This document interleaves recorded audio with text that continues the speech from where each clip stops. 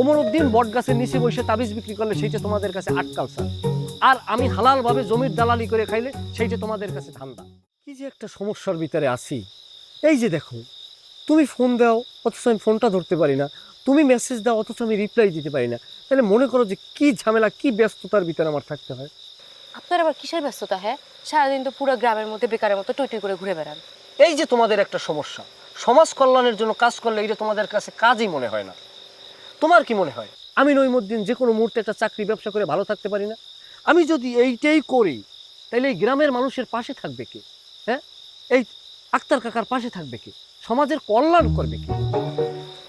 সমাজ কল্যাণ করেন না ধান্দাবাজি করেন সেটা আমি ঠিকই জানি।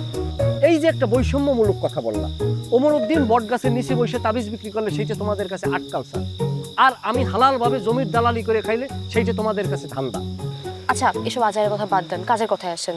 ওই যে টিকটকার বাঙ্গি বাবুল, ওর খবর কি? কবে আসবে বল তো। ও, সেটা তো তোমাকে বলাই হয় নাই। তো বড় একটা সমস্যা হয়ে গেছে। কি সমস্যা? বাঙ্গি বাবুলের ডিভোর্স হয়েছে। কি কন? হ, সে ভয়াবহ ডিপ্রেশনের ভিতরে আছে। সে সকাল বিকাল শালটু খায়। শালটু কি? শালটু হচ্ছে যে লতা পাতা, মানে সোজা বাংলায় বলতে গেলে গাঞ্জা।